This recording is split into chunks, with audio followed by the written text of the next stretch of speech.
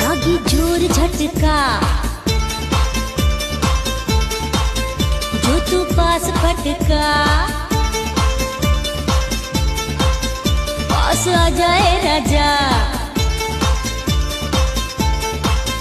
ये बहार का मजा।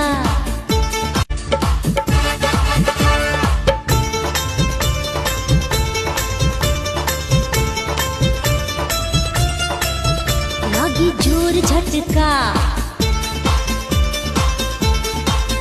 जो तू पास फटका, पास आ जाए राजा ये बहार का मजा।